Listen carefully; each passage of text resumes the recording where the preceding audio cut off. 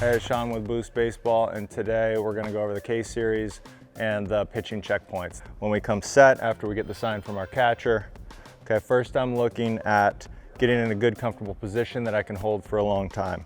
What I like to do is come about shoulder width apart. If we get too wide, we can get into some trouble here. Shoulder width apart puts us in a really comfortable position to start. I always like to start with my weight back. If I have too much weight 50-50 in my feet, when I go to lift my leg, that's when I get into trouble with moving my eyes, my head moves back. You can see that here. Okay. If I do have the weight mostly on the back side, I kind of sit into this back hip. Then when I go to lift, my head doesn't have to move a lot and I can still get into a strong position. That's basically it for coming set. I want to go over what we call checkpoint 2, and that's your balance point. But first, we really need to find out what a strong balance point is for us. So I have a drill that I like to use with my guys.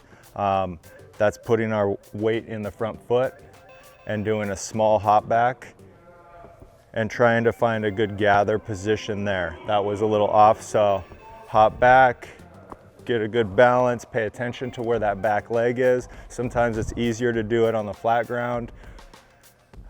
Hop back, gather myself. I feel really strong in this position. Pay attention to that. That's gonna be the same position I'm gonna try to get to when I go up into my leg lift. I get into that strong back leg. My thought is to have really strong core, very condensed energy around my core. I think about the delivery as building up and storing energy to later explode that energy at the right time. Here, I'm just getting really compact with my delivery and finding a really good balance point on that back leg. And that's our balance point. Checkpoint 3, which is front foot contact. This is coming from our stacked position or balance point into that front foot contact. From here, our hands and leg go down, our hands separate and leg go down at the same time. If we are late with our hands, we're gonna be late with our throw. So we gotta make sure that happens at the exact same time. I like the glove to start climbing as opposed to breaking down low, because I feel like it gives me a lot more time or ability to catch up if I'm a little bit behind, okay? So from this stacked position, we go down. When I touch the ground, I still want my weight to be back. My upper body's still connected to my back leg. At this point, we can go into start the finish transition or transfer of weight and energy through the ball. So I'll show you what that looks like one more time. Leg up, hands separate, leg down. I stop here, weight still back. I'm in a good position to throw the ball. And that's checkpoint 3, front foot contact. The last of the 4 checkpoints, and that's just the transfer of weight, energy, and our finish. Ideally, we're still weight back so we can generate a pitch with our body and not just our arm. If we end up getting our upper body connected to our front leg, then we rely a lot on our arm individually.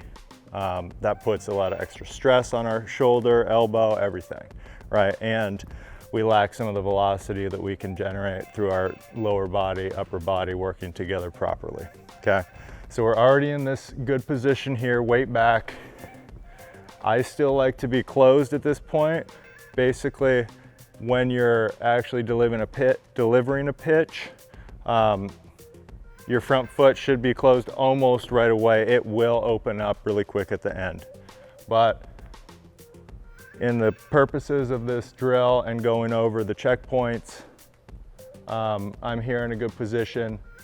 All I do is transfer that weight forward, finish the throw. The big thing to pay attention here is we need to throw against our front leg, okay?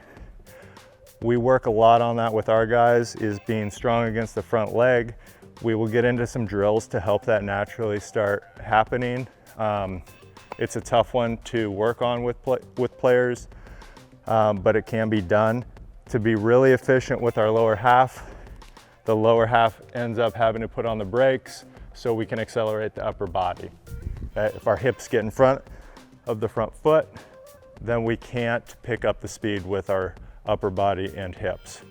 And that is the transfer, weight transfer, and finish.